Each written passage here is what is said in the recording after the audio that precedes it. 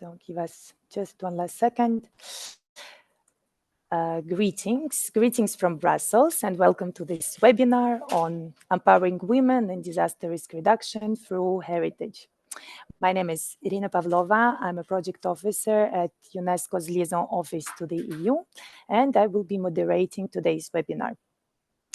It's a real pleasure seeing that this topic, which is very deep to our panelists' hearts and mind and professional expertise, found an interest and the feedback in the attendees.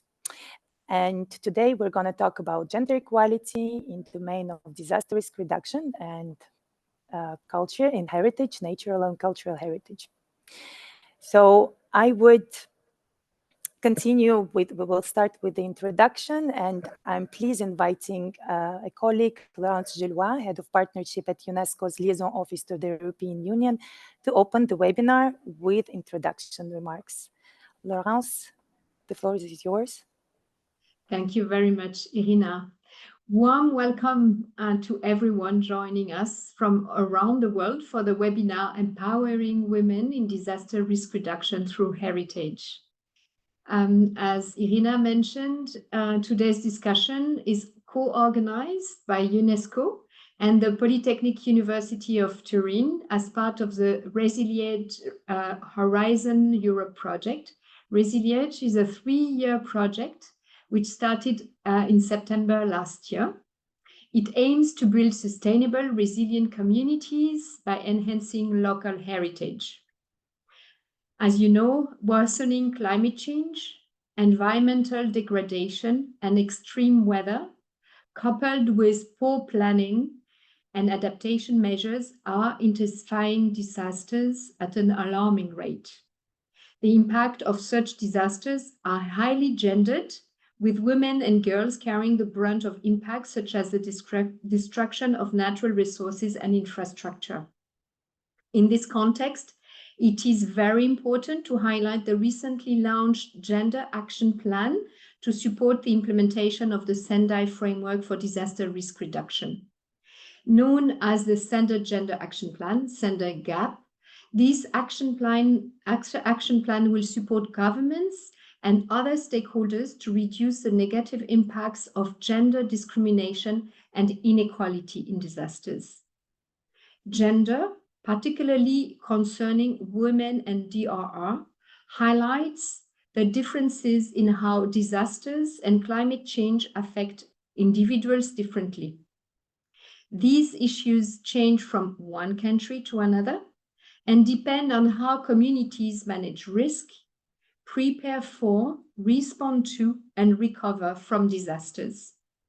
So, as you might imagine, for UNESCO, the Sendai GAP is a reference document as our mandate covers science, education, and culture, and places a strong emphasis on gender equality. So today, I'm very pleased to join personally, and it will be a chance for all of us to talk about experiences of women in the context of DRR, and the role of heritage in building resilient communities. And we are really, really happy to have a diverse group of speakers who will look at gender from different but related viewpoints. So first, we will discuss the role of women in science and the efforts to close the gender gap in this area. This is an important area because involving more women in science can greatly improve how we actually reduce disaster risks.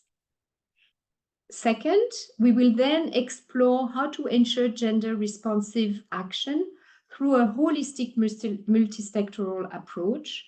We will reflect on how gender impacts and is impacted by the way we manage disasters. This is key to understanding how to better include women in DRR efforts as well.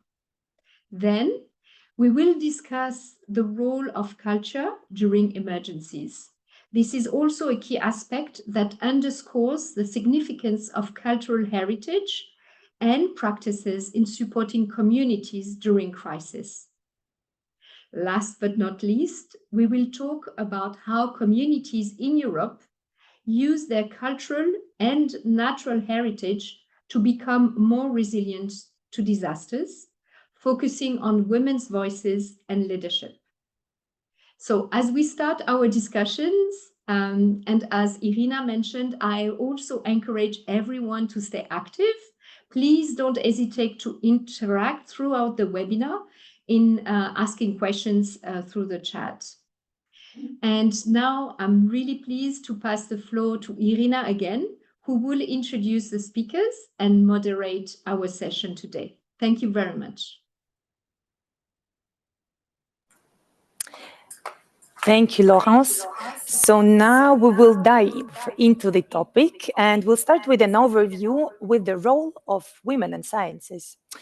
So our colleague, UNESCO colleague Anna Persic, is a program specialist in UNESCO section on science, technology, innovation policy.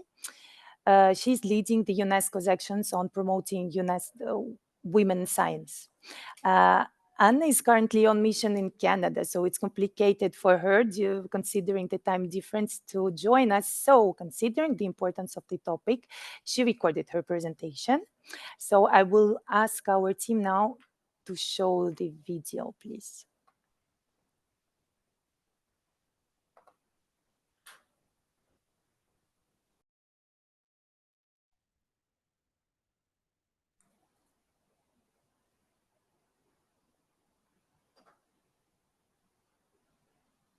Hello, everyone, and thank you very much for the invitation. I'm very happy to present to you today a bit of a broader overview and a UNESCO call to action to close the gender gap in science.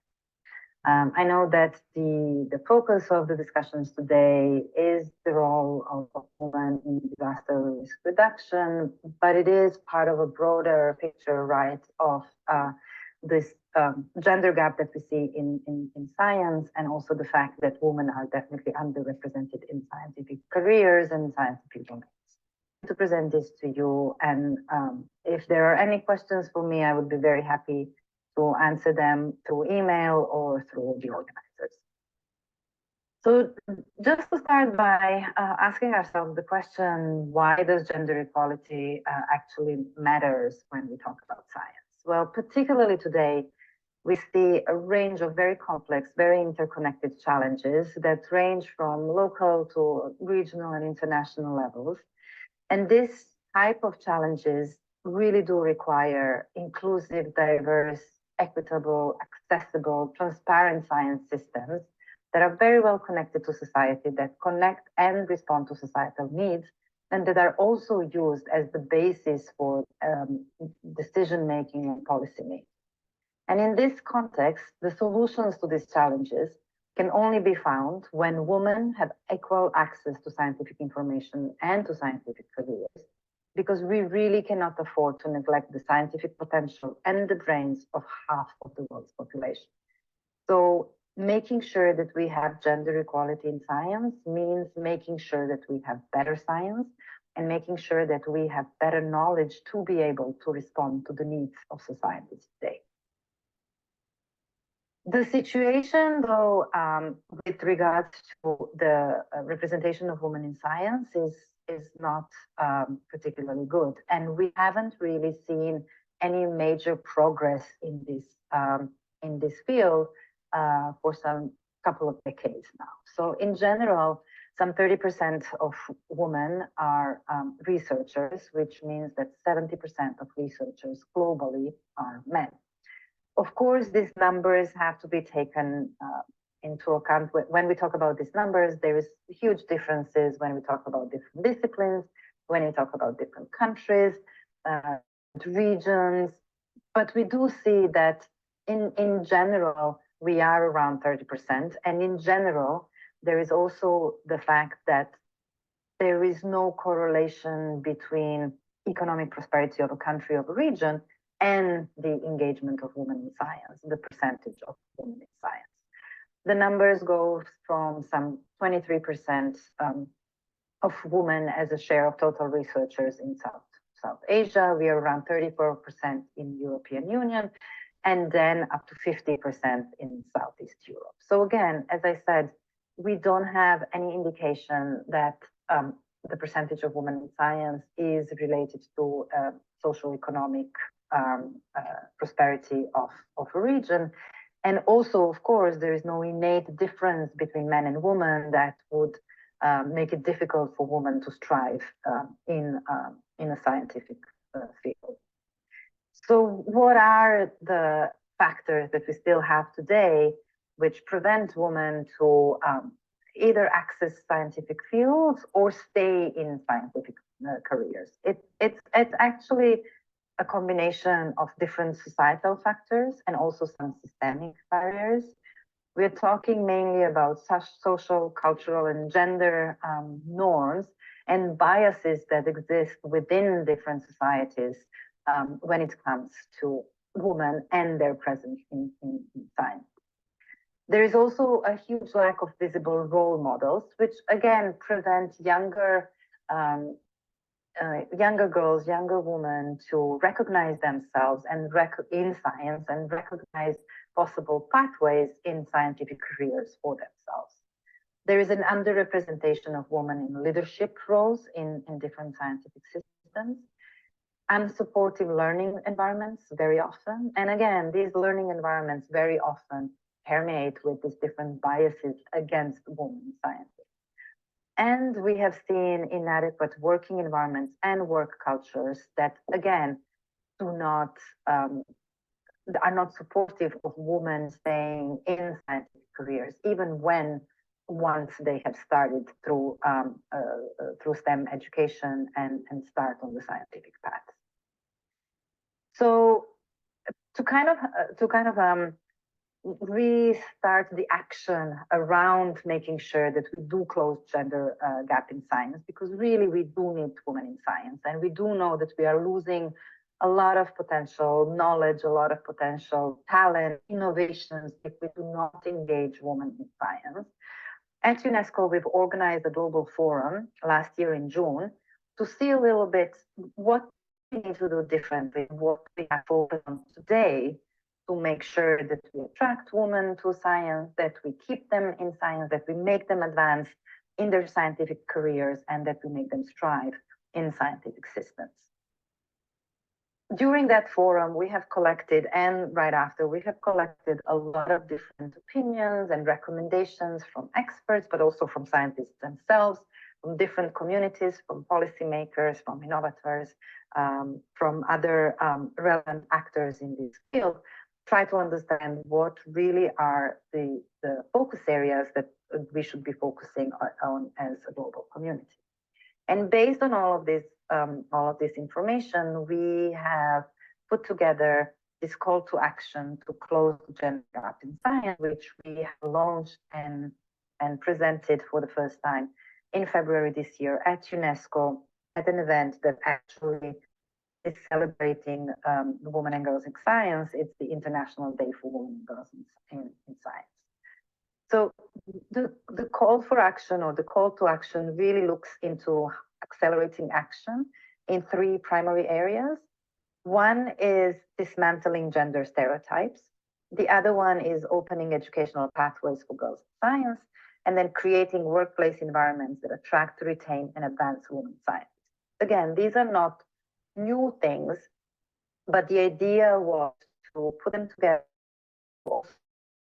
Are the best innovative ways that we have, or those that have been proven work in the past, that we can expand and that we can scale, so to make sure that we access gender gap in science. Looking a little bit more closely into the different areas of action, the first one, as I said, is dismantling gender stereotypes, and that mainly through increasing visibility of role models. So some of the recommendations in the call to action is to include more representation of female scientists in school textbooks, to increase the presence of female scientists in the media, organize outreach activities with female scientists, ensure an equitable representation of women and men on boards, committees, and panels. So really making sure that we have more women representing science and representative of science going from textbooks all the way to boards, committees, leadership panels, etc. We do have a lot of good women scientists that really are good role models, and just making sure that they're more visible for both the younger communities and later on in the pursuit of the careers is extremely important. The other part is opening educational pathways for girls to be attracted to science, and that's through innovative and inspiring educational strategies and initiatives. So one of the first points that was made and suggestions from the different audiences that we talked to is the need to introduce science into the curriculum from an early age, and of course remove gender bias and stereotypes in educational materials and in the way that we teach science. So there is a lot, we know that, and I think we have all been through that, this idea that science is more for boys and not for girls. This really needs to stop, and really there is need to have educational activities around science that are attractive both to boys and to girls, and to remove this gender bias and stereotypes, not just from the activities themselves, but also from the educational materials that are being used to teach science to kids.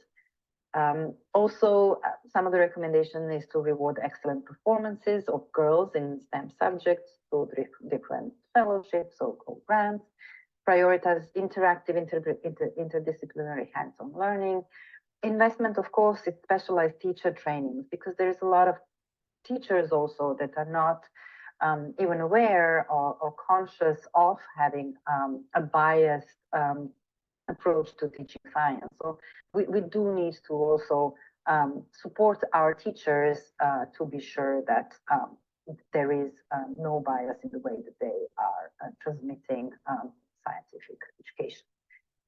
Engagement with parents, something that is extremely important. We have seen in many countries that the most bias actually comes from their homes.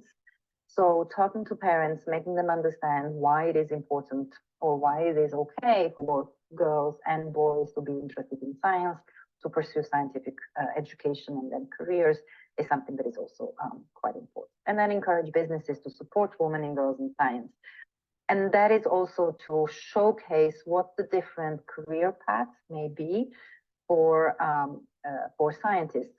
Again, we usually have the picture of scientists staying in the labs and just, you know, in academia, but there are so many different career paths for both men and women, girls and boys who choose STEM education and science pathways. It is very important to talk about it more, so that there is more interest in science, also because there is more opportunities for future employment as well. And then the last part really is about promoting enabling working environments that really attract women, but also that maintain women and also support them in their advancement in their careers. And that mainly through policies and actions that promote inclusion, diversity, and equity. So there's a huge need to invest in collecting sex disaggregated data. And that is also because that can then be used as evidence base for policies, both for putting in place policies and also to monitor the impacts of those policies. Now, there is, of course, importance to enact evidence-based gender responsive institutional policies. We have some very good models, and the idea, and also policies that have been taken by certain institutions that have really moved the needle in the right direction. So trying to share these experiences and see how some of these policies can be adapted to other institutions is also something that is quite important.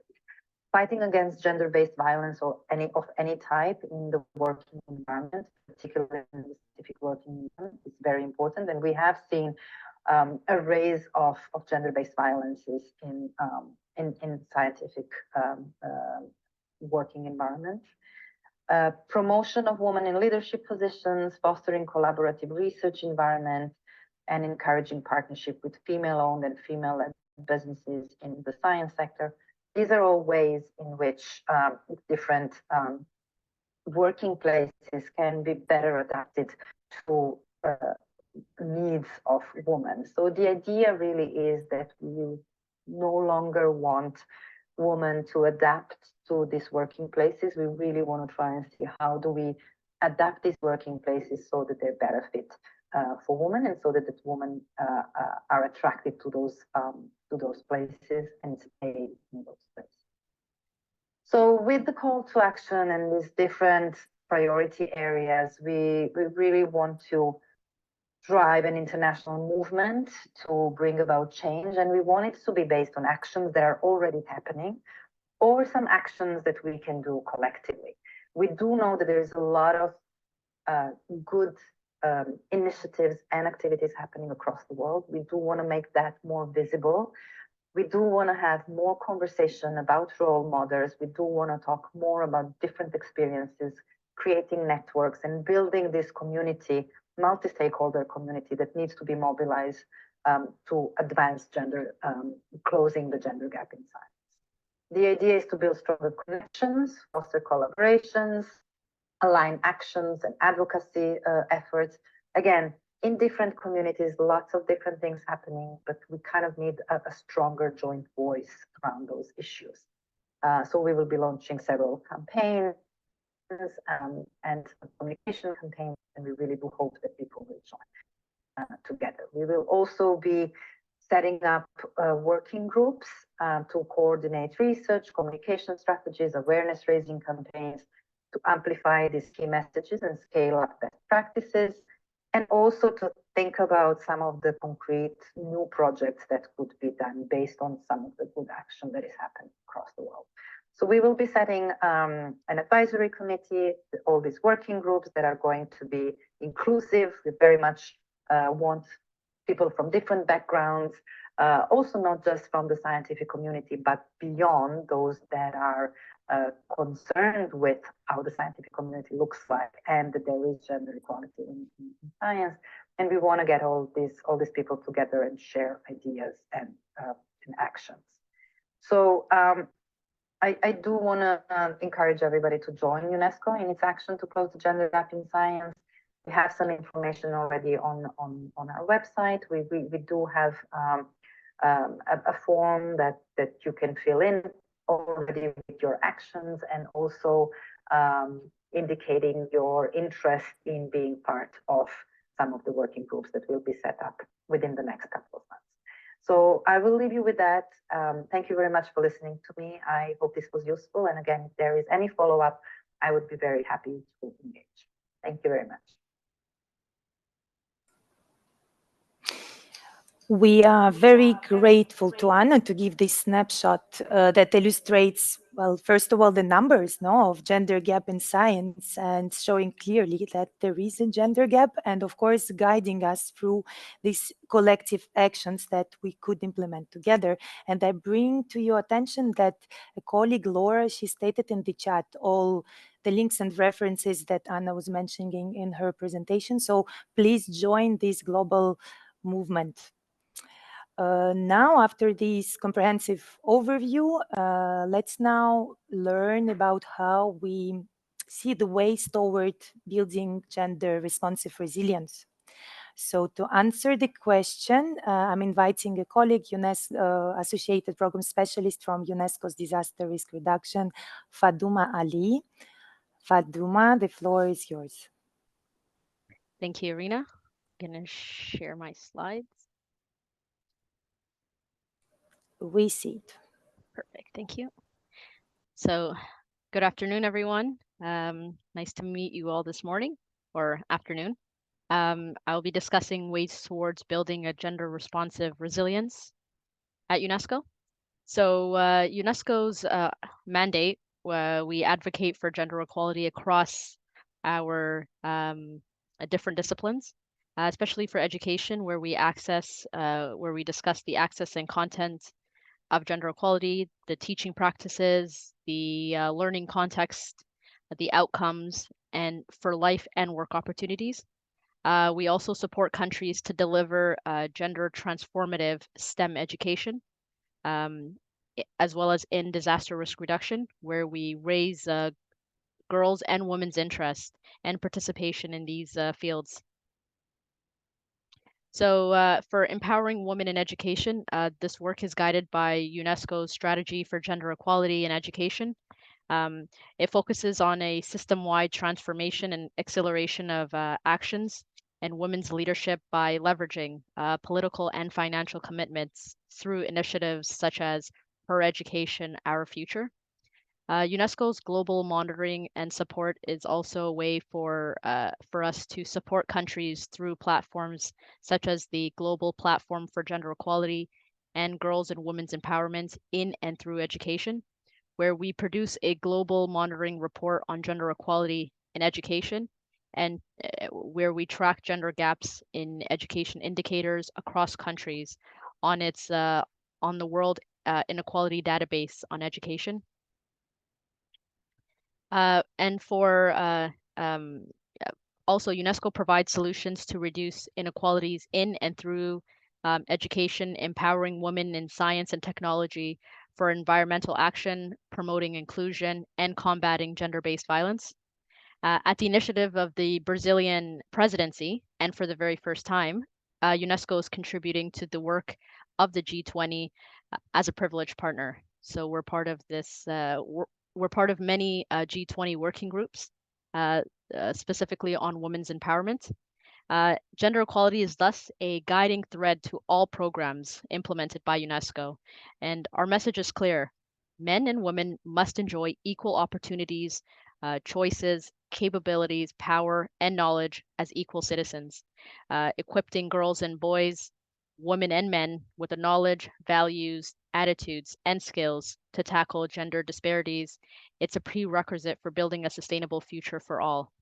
Um, for SDG 11, I'd like to discuss sustainable cities and communities to build a climate resilient future. We work at UNESCO on training masons to use sustainable construction materials, train engineers, both male and female, to ensure building codes are up to date for disaster risk reduction, and encourage the use of AI to find innovative solutions. At the G20, our focus areas is, of course, empowering women in science and technology, promoting inclusion, and combating gender-based violence, as well as bridging the digital gender divide. So we have many initiatives and platforms, but here I'll just speak about four. For UNESCO's Global Forum on the Future for Women and Girls in Science, on the occasion of the 2024 International Day for Women and Girls in Science, we brought together member states, accomplished and emerging scientists, stakeholders from the public and private sectors, UNESCO scientific network and chairs, as well as students, to discuss the future of for women and girls in science. My colleague Anna Persik's video clearly discussed UNESCO's call to action to close the gender gap in science, which provides recommendations aimed at tackling the root causes of gender-based inequalities in science. For Women for Ethical AI platform, UNESCO launched a new collaborative platform to support governments and companies' efforts to ensure that women are represented equally in both the design and deployment of AI. The platform's members will also contribute to the advancements of all the ethical provisions of UNESCO's recommendations. At a time when digital technologies are reshaping everyday life, women are underrepresented in the research and design of these technologies. Their needs and experiences are also overlooked by designers, and the data used to train AI is often biased against women and girls. Today, globally, women and girls are 25% less likely than men to know how to leverage digital technology for basic purposes, and 4 times less likely to know how to program computers. Only 20% of employees in technical roles in machine learning companies, 12% of artificial research globally, and 6% of professional software developers are women.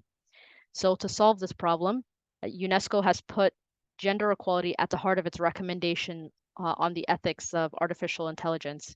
The first global standard setting instrument in this area and it has been adopted by its 193 member states in November of 2021. So this document, which is a concrete roadmap for states to establish their AI policies, plans to adopt a gendered approach to all aspects of AI. For UNESCO's call for action on gender equality to solve the climate emergency, at the Global Dialogue on Gender Equality and the Climate Emergency, we organized in the framework of the 2024 International Day of Women in Multilateralism. It brought together renowned personalities and climate experts from across the globe who shared their insights on gender equality as part of the solution to address the climate emergency. And the results of the dialogue have been compiled as 4 sets of actionable recommendations. 1, to empower women as leaders in multilateral forums to tackle the climate crisis. 2, promote women's knowledge, actions, and networks for climate justice. 3, mainstream gender in climate financing policies and decision-making processes. And 4, combating gender-based violence linked to the climate crisis. So UNESCO has a unique mandate where we work on the interface of several disciplines, natural and social sciences, education, culture, communication, and information. And in all of these disciplines, we ensure that gender equality is at the forefront. And we, in disaster risk reduction, we have a comprehensive manner where we adopt everything from a multi-hazard, multidisciplinary, and multi-stakeholder participatory approach. So we have 8 thematic areas, where in all 8, we ensure that gender equality is at the forefront. And of course, gender equality is also it's a priority area at UNESCO. So we have 4 priority areas: Africa, gender, small island developing states, and youth. So if you have any questions, I'm happy to answer any. Thank you very much. Thank you, Faduma, for this overall perspective and on pointing on the importance of a holistic approach in dealing with gender equalities. So our next speaker, it will be Mary Nyasimi, Program Officer from UNESCO's office in Nairobi in the Regional Bureau for Science. And Mary will further elaborate on gender and disaster risk reduction interlinkages. And this time it will be more from regional perspective and focusing on African context. I know Mary, she has a limited internet access, so we will be sharing her presentation. Please, team, help us with that. And Mary, the floor is yours. We can see you. Okay, thank you, Irina, and thank you to everyone who has joined us today, and happy Eid to the participants who have been able to join us today. My apologies, I'll have to switch off my camera for now. As my colleague mentioned, oops, what?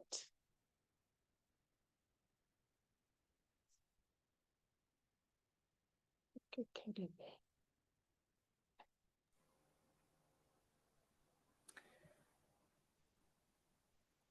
Mary, let us Irina, know if you can you hear me? experience. Yes. Can you We hear hear me? you. Yes. Yes.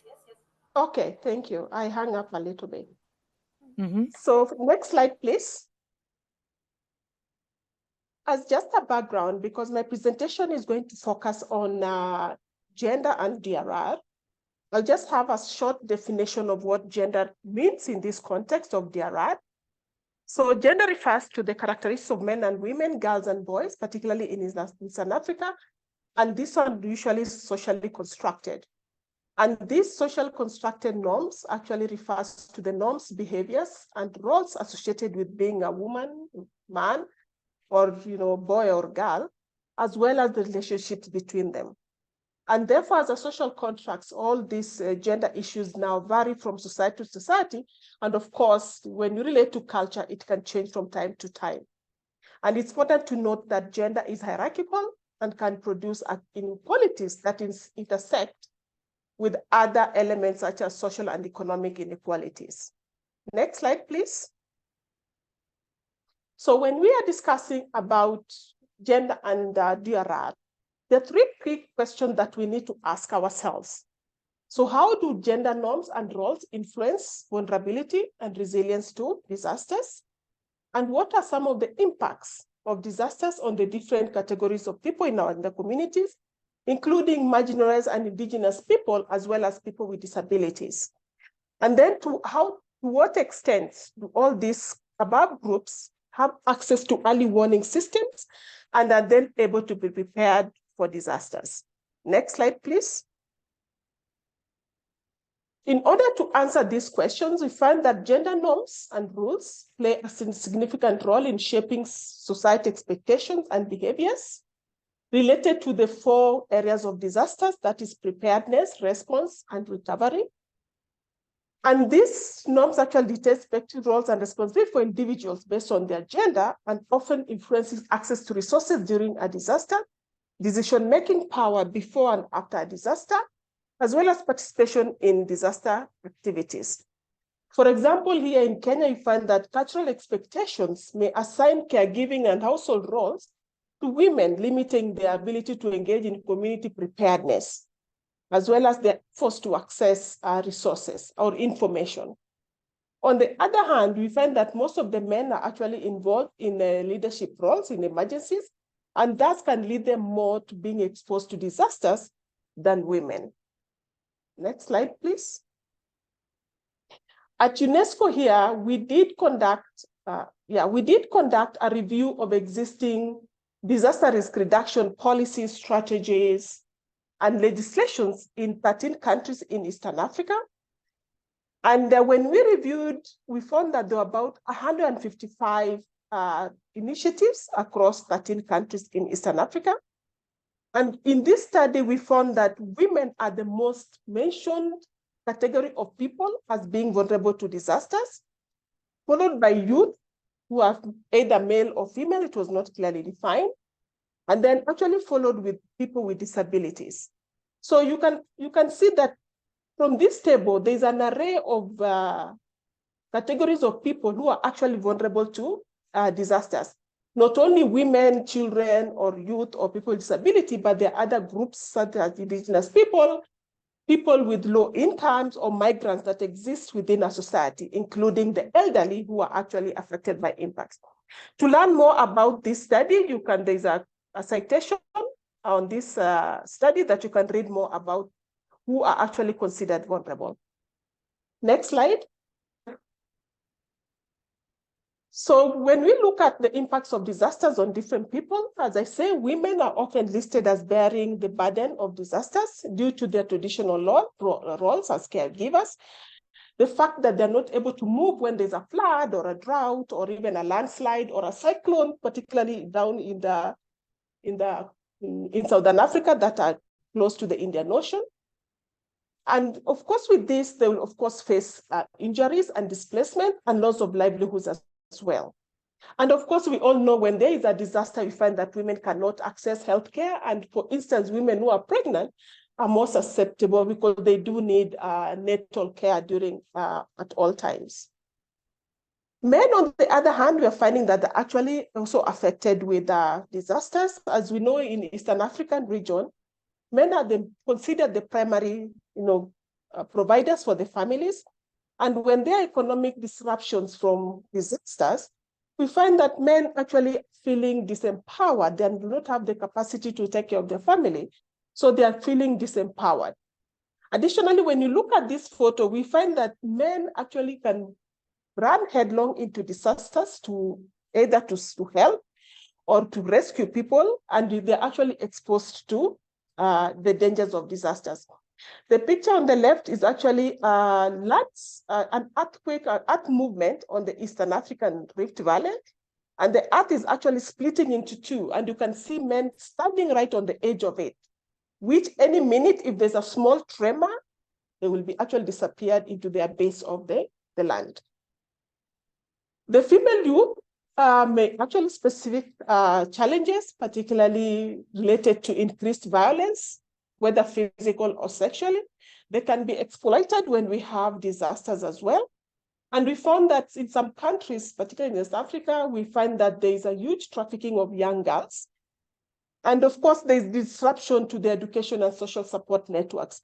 And the same is actually applicable to the male youth as well, who actually also face disruption to education opportunities. Next slide, please. So what are gender issues in disaster situations? We all know that there's been, ongoing efforts to improve disaster preparedness. However, this continues to remain a persistent gap in reaching vulnerable groups, particularly for women and girls and people with disability. And this disparity actually stems from systemic barriers and entrenched inequalities we have within our society. I think Anna Peshak in our introduction mentioned UNESCO's call to action of reducing the gender gap for women and girls in science. And this actually relates to systemic barriers that that exist. And people, particularly, for instance, people with disability often encounter physical barriers, communication barriers, and attitudinal barriers to impede their ability to access and benefit from disaster preparedness. Next slide, please. Next slide, please. So the critical thing that we need to do in disasters, no, before that, that one, is how can we have gender transformative disaster risk reduction measures? And this can begin by understanding how people's lives are actually impacted by gender norms and roles and relationship within a given culture. In Africa, we have a lot of ethnic groups, each with their own respective cultures, norms, and practices. And we do need to understand those so that we can reduce disaster risks. In some communities, particularly in the country where I'm from, Kenya, there's been a lot of cultural shift giving more power to women to make decisions. But in this, the men still make decisions for women. So we need to understand all these different cultures across communities.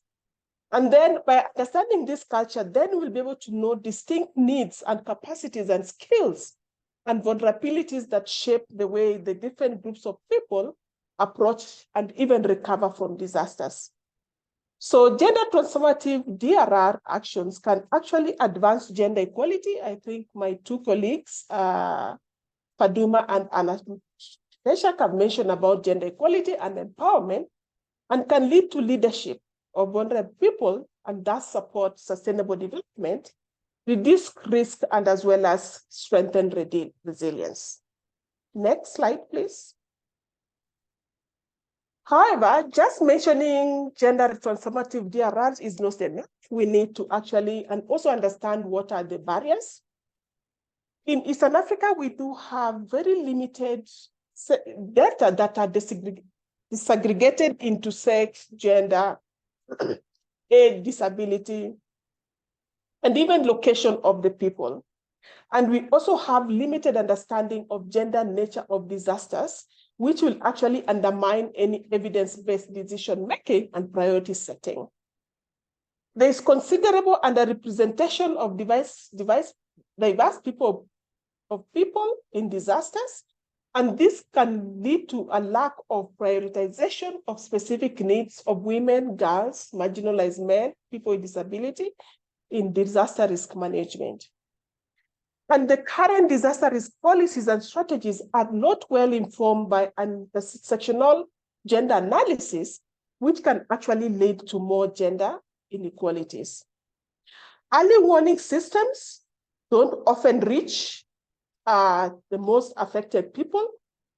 And these are the people who need it the most, and they're often actually excluded in even designing the early warning systems. So, and then investments in DRR, often inadequate. Most of the government's investment in DRR is probably less than 5% of the national budget. And this one, of course, when they're doing budgeting, they don't even incorporate a gender lens into budgeting and planning. Next slide, please. So what are some of the recommendations to implement gender-responsive DRR? We need to mainstream gender analysis when we are doing gender assessments, as well as tools for assessment at all levels, from the community level to subnational level to national level and even regional level as well, and to actually understand the underlying drivers of disaster risk, and as well as then support integration of gender across post-disaster needs assessment, recoveries, coordination mechanisms, and then, of course, the legislations of policies and strategies, plans, and budgets. We need to promote and support diversity and gender balance in leadership, particularly at the senior level, and looking at the roles of each of the person who is at the decision table, and then strengthen governance between different disaster agencies and other gender stakeholders to support informed decision risk development. We need to address structural gender inequalities as an underlying driver of risk in DRR laws, policies, and programs, and as well as to ensure that they're non-discriminatory. When we make these policies, can we ensure that they're non-discriminatory? And as well as inclusive. We also need to support implementation of gender-responsive and people-centered early warning systems, which disseminate risk information and early warning messages universally accessible to people with disability, to women with limited educational levels, to marginalized and indigenous communities that are often invisible to society. And then lastly, we need to support development of a national gender action plan for implementation of the Sendai framework. And Meshach mentioned that the global gender action plan for Sendai has been published. And now countries need to contextualize that for their own countries. And therefore, we need to develop national gender action plan that speak to each of the countries. Next slide, please. So there are several, just put some suggested readings that you can follow up. One of them is the UNESCO document that we did, and of course, the gender action plan for Sendai. Next slide, please. Thank you, and I look forward to further discussions. Thank you so much, Mary. So your talk really provided us a very solid understanding of the concepts, of the challenges, and even the recommendations on gender transformative disaster risk reduction. It's amazing. Just seizing an opportunity to say to attendees that all presentations will be shared and the recordings, they will be available on YouTube after a couple of days. So by now, we are missing one element in today's intersectorial topic. And this element is culture. So here the question is on how gender is considered within culture and emergency perspectives. And the best placed expert on this topic, it would be our colleague, Jichao Jian, Associated Project Officer from Emergency and Preparedness and Response Unit from UNESCO's Cultural Sector. So Jichao, I will give the floor to you, and we're looking forward to hear. Thank you, Irina, and greetings, warm greetings, and welcome to all the participants today. And thanks to the panelists who have shared your insights for me. It's a great pleasure for me to be here today because at the culture sector, especially from the perspective of Culture Emergencies Program, we really have very recently started to look at this important topic on gender empowerment and gender equality and its nexus and connections with protecting culture in emergencies and in crisis. So I think today it's also a great opportunity for me to get inspired by the DRR and science community and see how maybe in the future we can work more together to address this very important issue. I will be starting to sharing my screen, but a small apologies in advance because I'm experiencing some internet instability today. So if there are some interruptions during my presentation, please forgive me. So just bear with me for a few seconds to share my screen.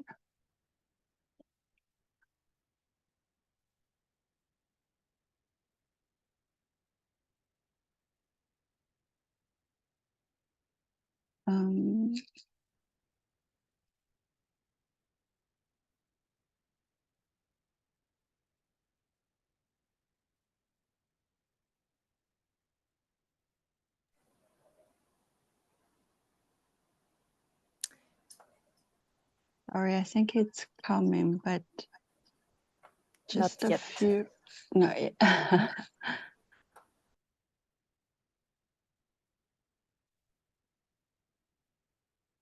So do you see my screen now? Not yet. Maybe there is a bit of delay. Now is it coming?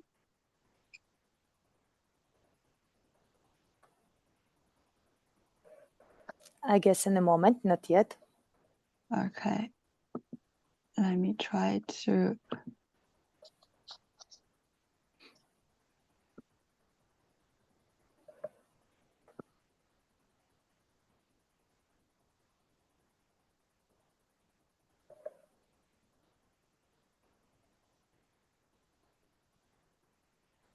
Meanwhile, I just make a little reminder to attendees that we will, considering the timing, and we still have 2 presentations. So I think we'll have like, 5-10 minutes, maybe 5 minutes for just one question. So if you have any questions, state them in the chat and we will select from one of them. And now back to Zhichao. So you can see my screen now, right? Yes. Okay, perfect. Yes. So understanding the nexus of culture, gender, and disaster risk reduction. I will start with a short overview of UNESCO's work for culture emergencies and crisis, and then move on to present some of the preliminary reflections based on our past experiences, especially the impact of disasters on women working in the culture sector and the role of women in protecting culture and promoting creativity in the disaster context, but also how women can play an active role in leveraging culture for DRR and for climate change adaptation, and then close with some points on the main challenges and our next step priorities. So over the past years, we have witnessed, very unfortunately, the increasing risks as a result of armed conflicts, disasters, and climate change on culture sector. Earthquakes, wildfires, floodings, landslides, and hurricanes have caused extensive damage to many cultural and natural heritage sites. You would see on the picture, for example, the earthquakes that have led to extensive damage in the World Heritage City in Aleppo in Syria last year. We see in the conflict situations, the museums, collections, the cultural sites damaged in Ukraine, in Iraq, and we have seen the increasing impact of climate change for a lot of natural and cultural, including World Heritage sites. So in conflict situations, heritage is also facing very high risks. It is vulnerable as a collateral damage. Its high financial and historical values made them more and more exposed to be exploited as a source of financing for conflicts and terrorism. And the destruction of culture has been increasingly used as a war strategy to threaten, control, and harm communities. Less visible, I would like to highlight, is the impact of disasters on intangible cultural heritage and living heritage and the artistic and cultural expressions, because disasters and conflicts disrupt the practices, rituals, festivals, and such disruption, as well as the forced displacement and migration of communities, including women, can lead to the loss of many traditional knowledge, skills, and know-hows. So the dual role of culture in disaster context. Culture is more than collateral damage in disaster settings, but rather the contrary. I think, culture has a very active role to play to reduce disaster risk and build resilience For example, traditional knowledges and technology and the techniques can play a key role in mitigating and reducing risks of disasters, such as earthquakes, fires, and flooding, and they are also crucial for communities' survival in the aftermath of the disasters. And sometimes we can see traditional foodways, ceremonies, rituals, and art performances are a source of strength and a source of comfort for a lot of communities to deal with post-disaster trauma and restore social bonds. And the rehabilitation of cultural heritage, the restoration of tourism, traditional skills and crafts can also provide important means of income and livelihoods. And in addition, cultural and natural sites have the potential to act as, learning hubs for knowledge sharing and awareness raising concerning DRR and CCA. So because of these aforementioned reasons, UNESCO's efforts have been geared towards two objectives. First, to enhance disaster risk management for culture and protecting culture in disaster context. And second, to leverage culture as a tool to increase disaster resilience and the resilience of communities.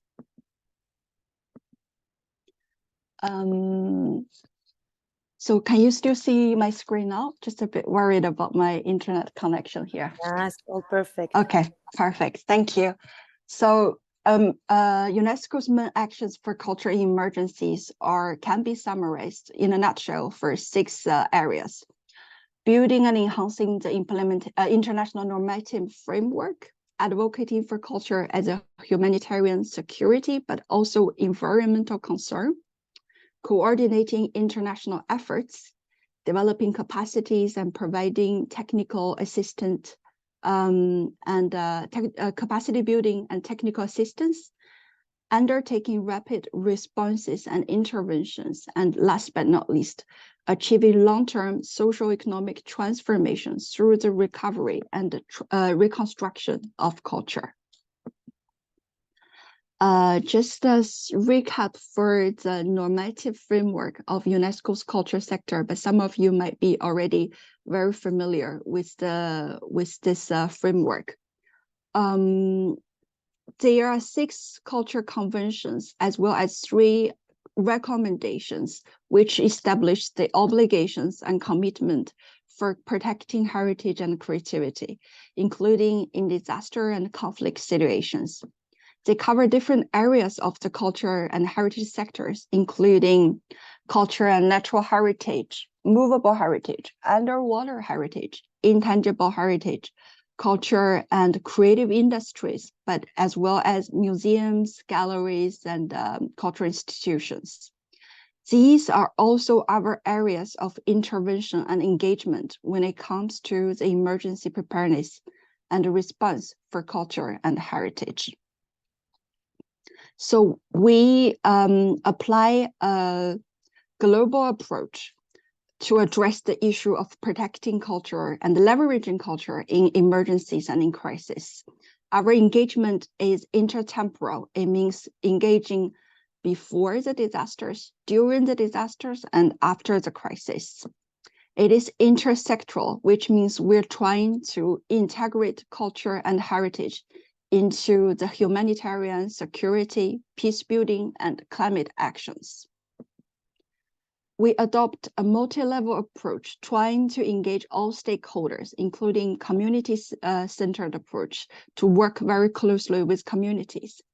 And we also take advantage of UNESCO's rich expertise in other sectors, other areas, for example, science, natural science, DRR technology, communication and information, social science, and education. A good recent example is that we have been training journalists to documenting and reporting on the damage of cultural heritage as a result of armed conflict and the impact on communities as a result of such damage and destruction. Since this is a rough number from 2015, but since 2015, we have implemented 150 activities on disaster preparedness and response for culture, benefiting stakeholders from 93 countries, including 24 African states and 17 seas.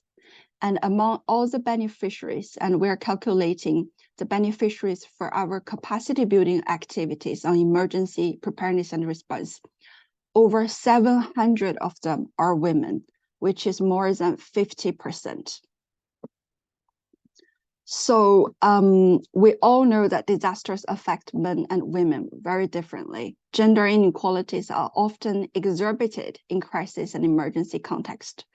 Women are disproportionately affected by forced displacement, gender-based violence, harassment, both in digital space and offline, and the erosion of employment and livelihoods opportunities. But then from the perspective of culture, how are women affected in disaster context? From our past operations and experiences, I have observed some of the impacts that I will be sharing with you.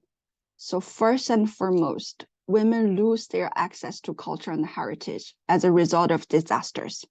So the picture you're looking at shows the church in the Zhytomyr Oblast in Ukraine, which is built in 1862, and it's a designated national monument. So this lady is from the local community, and she's holding a picture of the church before the destruction, and standing in front of the ruin of the church. The church was destroyed as a result of the bombing in March 2022. So this is the first impact of disasters on women. Second of all, women in the culture sector, working in the culture sector, and we're not only talking about conservators or archaeologists, architects, we're also talking about women like local craftsmanships and small business owners who rely on culture and heritage and tourism for their livelihoods. These women lost their livelihoods as a result of disasters. You're looking at the picture which was taken back in 2018 when a series of earthquakes struck the island of Lombok in Indonesia.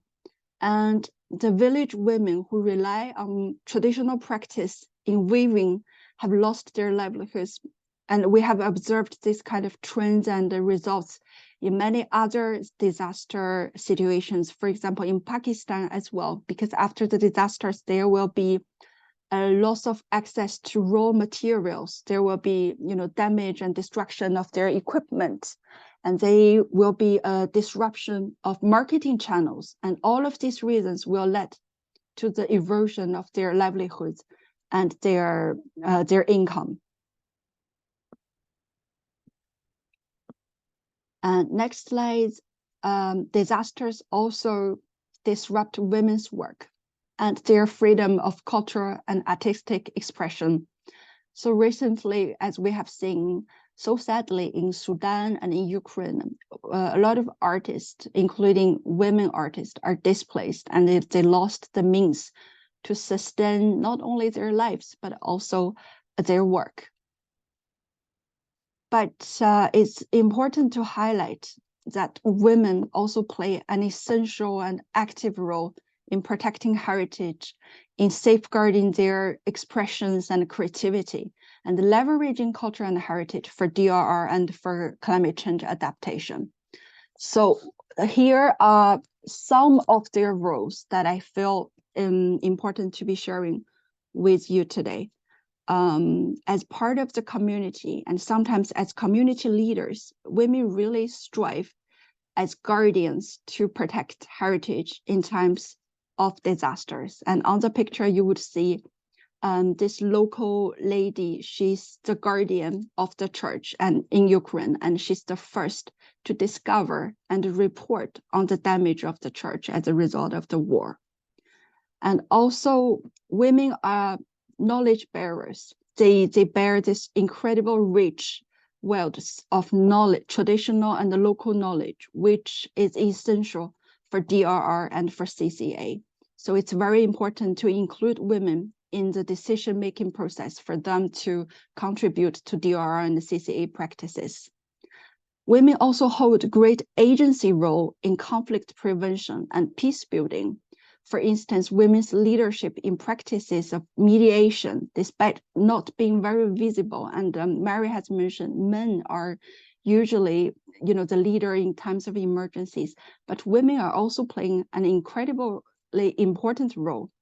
Their mediation roles for conflicts, for disputes, is very popular at local and community level. So at a professional level, women's role for the arts and culture sector is also very important and prominent, because for the arts and culture sector, women are overrepresented. So as archaeologists, conservators, curators, heritage and art educators, and other roles, women are doing their best to protect cultural heritage and reducing the risks and threats posed by conflicts and natural hazards and climate change. And women working in the security sectors, in law enforcement, peace building, and environment sectors are also important actors for protecting culture in times of emergencies and crisis. So given the significant impact and the important role that women play for culture in emergencies and crisis, UNESCO's culture sector, we have been trying to strengthen our efforts in supporting women, both for culture and through culture. Here are some examples of our activities. First is to support female artists and artistic expression, for example, through art residency programs for displaced female artists from Ukraine. We are also training female peacekeepers, especially in Africa, to give them the necessary tools and knowledge to protect cultural heritage within the framework of the peacekeeping missions. And of course, technical assistance and capacity support has been given to female professionals of the cultural sector. As I have mentioned, over 700 women have benefited from the training supported by Heritage and Emergency Fund. And we're supporting the livelihoods and recovery for female cultural practitioners and living heritage barriers. In UNESCO's work in Mosul and in the World Heritage Cities in Yemen, through the modality of cash for work and vocational training, we have also been supporting women and girls by providing them with technical trainings in the conservation of cultural heritage, so that they participate in the rehabilitation of cultural heritage, which were damaged as a result of conflicts or disasters. In Yemen, over 4,000 young people gained the work opportunity for the rehabilitation of cultural heritage. And in Mosul, in Iraq, over 1,000 young people received vocational training in this area, including girls. And at last, I want to share with you another very powerful photo that I really like, and to showcase the role of culture in raising awareness on the issue of gender equality and gender-based violence. This is the picture taken from our workshop organized last year, 2023 in Chad. It's an art residency program organized for 15 young girls from the age of 17 to 23. So what have the colleagues did was to give them the training in art, in painting and in artistic creations in order to bolster their working opportunities in the art and culture sector, but also to encourage them to try to address the issue of gender-based violence through arts and culture, in the post-conflict context. So I think a lot can be done and must be done to support women to both through culture and heritage and empower them to take a bigger role in promoting heritage and creativity. In the meanwhile, in order to act, I think first many questions needs to be asked. For example, I noticed that a lot of you are coming today are from research area, or you are students, PhD students, master students. So I'm really inviting you to look into these topics and maybe to help us to increase the knowledge about the nexus between culture, gender, and the disaster and conflict settings. For example, what are the linkages between gender equality, gender-based violence, and the destruction and damage of cultural heritage? Because now we have seen that the destruction of cultural heritage is used as a strategy during the war to harm communities. So what are the links here? What are the links between gender-related crimes and other, culture-related organized crimes? For example, the looting of cultural property. To what extent women working in the culture sector has been affected in disasters, and how are the impacts different from women to men? And how we can better leverage culture as a tool to promote and empower girls and women in the disaster and conflict settings. Because Mary mentioned cultural norms are very essential to enable women to participate in the decision-making and to contribute to DRR. So how do we drive this shift in cultural norms through culture and heritage to give more power to women? So I think these would be our priorities for next steps to advance the understanding, and then based on a better understanding of the relations between culture, gender, and crisis, to strengthen policy and operational responses, to foster increased awareness of stakeholders on this topic, and to integrate gender responsive transformative approach into the policies and programs. Thank you. That will be the end of my presentation.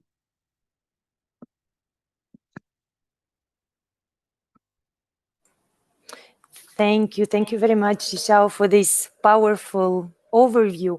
So the takeaway for me is clear here. So the culture, it should not be seen, of course, only from protection point of view, but rather like an active actor in building community resilience.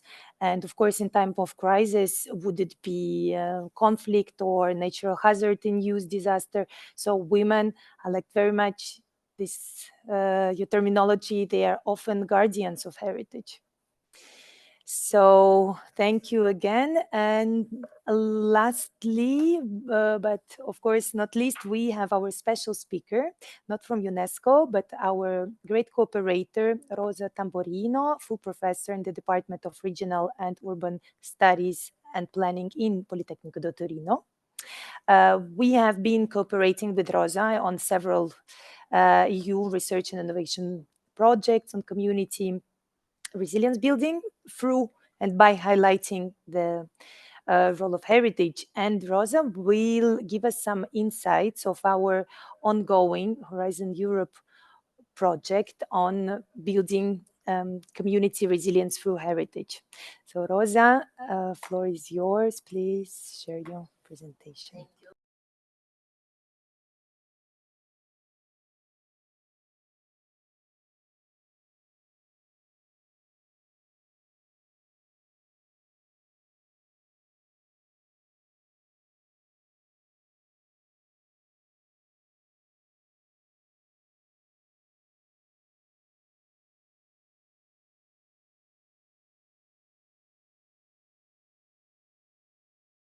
So Rosa is muted. Now it's possible to hear me. Mm-hmm. Thank you. So good morning and greeting to all participants. We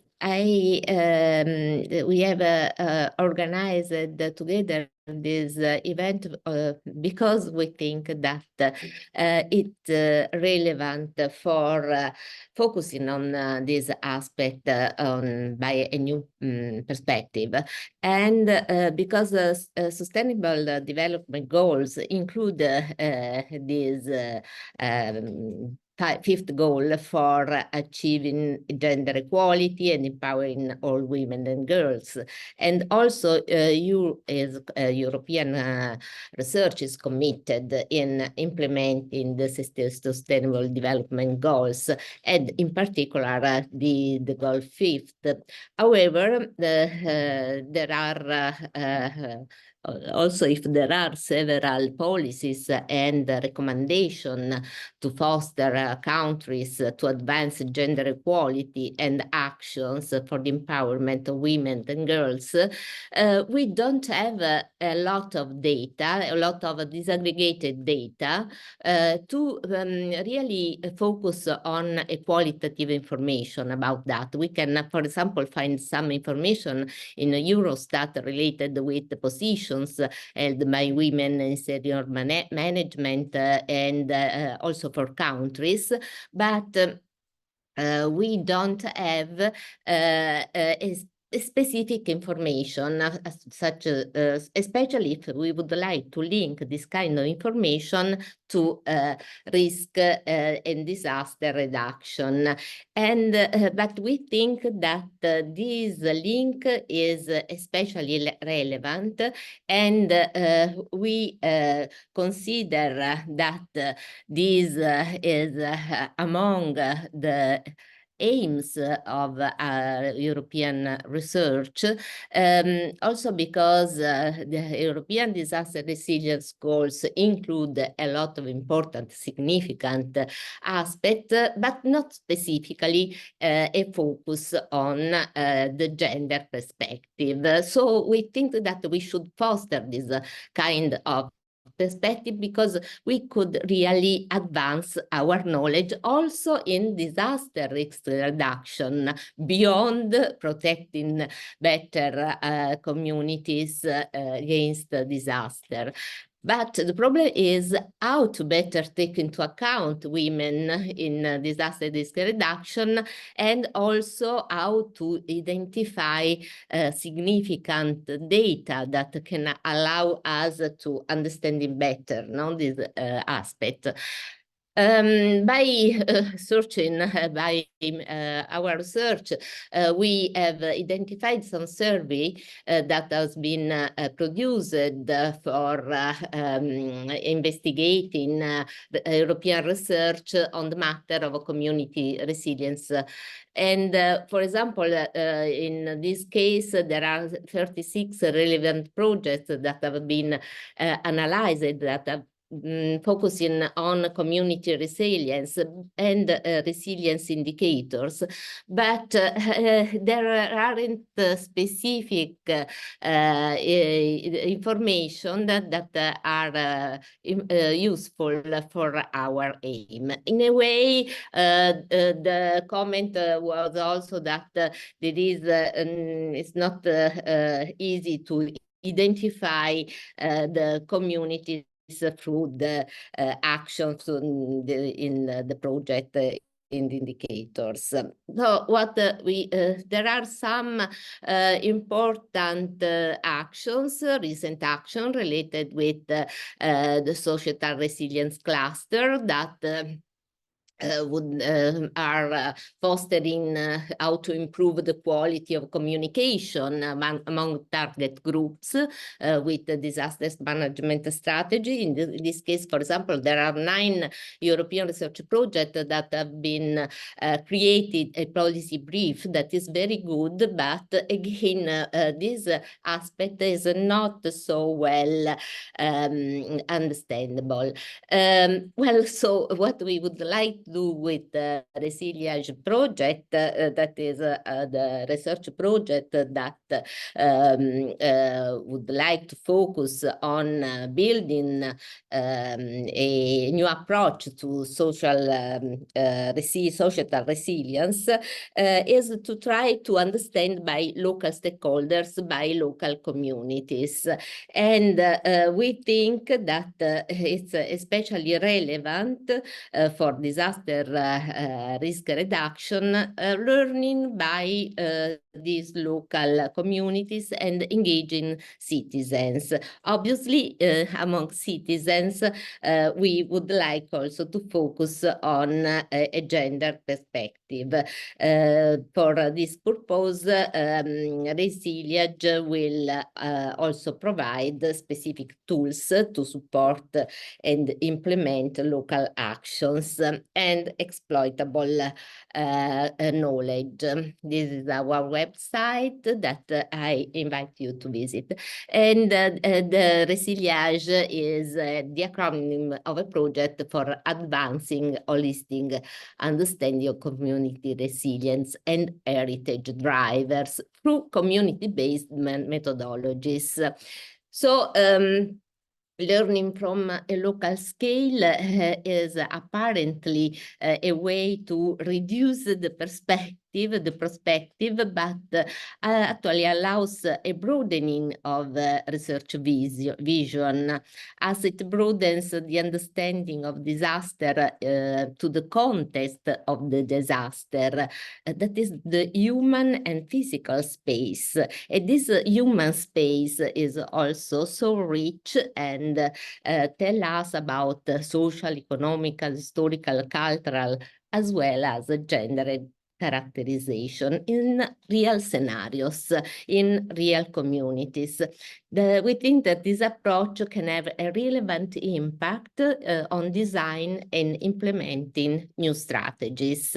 For this reason, we think that understanding heritage drivers of community resilience can foster to change a culture of risk to an approach of community resilience to advance knowledge of vulnerabilities, but also to understand the drivers of community resilience, the possibility of the resistance of communities to improve their preparedness, their reactions, their collaboration, and communication. In one word, drivers can foster a sense of community and belonging to place. We have started to work in one of our network of local stakeholders that is in Belgium, in the Famenne Ardennes. For instance, in this case, the idea is to work with this community endangered by flooding and related cascading effect about shaping together investigation to try to understand valuable information about this. We will do the same with in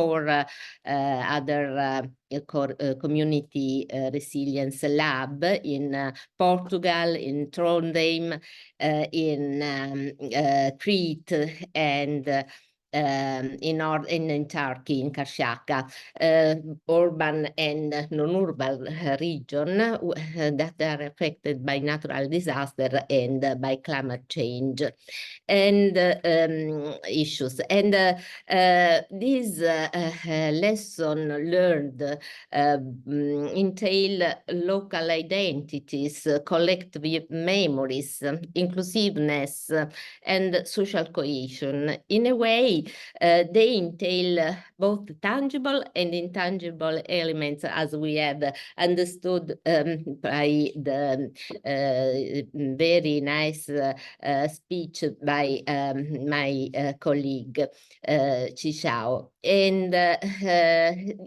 we are trying to question these places as with this kind of perspective, and in this aspect can have understood also for their gender diversity by considering this gender diversity. In Europe, historic areas, both historic cities, historic landscapes, have shaped the cultural regions through multi-layered human interactions with different environments in time, and including various kind of risks and different kind of adaptation. Cultural natural heritage thus is an essential component of Europe, and European communities' self-awareness in a way. And we can say that these kind of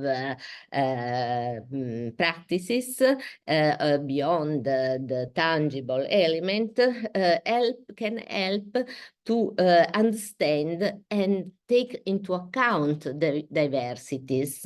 Obviously, it's not only in Europe, but my task and my role is to coordinate this European research project.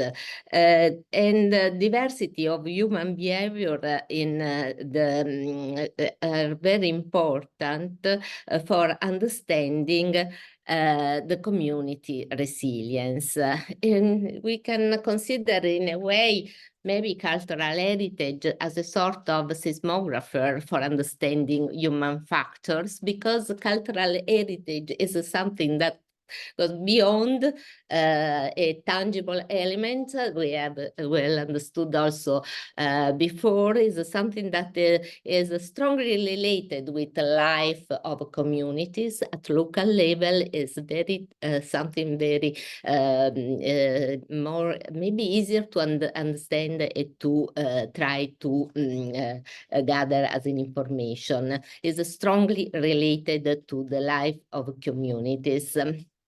So it's the same thing, is something that we can link to living heritage, not only to a list of things. And with this in mind, in Resiliage, we have started to consider gender diversity as an area of work, as we can see from the organization of this webinar, jointly working with UNESCO. We are trying to include this perspective in our research project. Academic research, in fact, has provided evidence of very relevant advancement when considering a gender perspective in surveying, investigating some fields. By stressing this perspective, fresh knowledge and some diverse understandings of a cultural heritage have emerged that also contribute to highlighting the role of women. Leading women in science in the past have been identified, and now we can include them in our books. Furthermore, beyond the identification of their roles, new interpretation, new narratives, new stories that we can also teach in the school have been shaped. So new heritage understandings, among others, for example, for my background, women architects have been identified. We were working under the name of their husband or their father, because they didn't have a degree, they couldn't have a degree. So this is why, for example, Bauhaus in 1920s became a famous school, because also women were admitted to be part of this school. So we would like to create a specific focus on this issue. And for this reason, in Resiliage project, we have started since the beginning to consider that there are at least two important actions to undertake. Firstly, a qualitative balanced research framework. To shape a good question, we need a balanced research framework. And we have started to consider to survey our team and at beginnings and monitor this by considering also different roles in our research framework. That includes not only the partners, but also this network of our community resilience laboratories. And secondly, we are creating some specific action, for example, a summer school for surveying and trying to extract and shape this new information with our community resilience labs. So our summer school, Shiro Resilience Summer School, empowering women in disaster risk reduction through heritage, has been launched. There is an open call for participation, and will allow also to enlarge the group of researchers for this research project in order to focus on a new kind of lesson learned. We have produced in Resiliage a huge scoping review. We have a huge amount of lesson learned that we can share. We would like to share them with the participants to this summer school for creating together with our community resilience laboratories related to real scenarios, real cases, real network, a gendered lesson learned to highlight better diversities. In conclusion, we see maybe more women recognized in the as heritage experts. We maybe need also to encourage people and women in the field and the science field, as when we focus on data, we focus also on something that we should extract for shaping new kind of questions. So processing data is not neutral, and also shaping digital tools is not neutral. It's something that require to be customized and require experts. So for this, our aim is to foster a better integration among heritage, digital approaches, and digital tools. And in our school, we would like to foster this perspective. Thank you.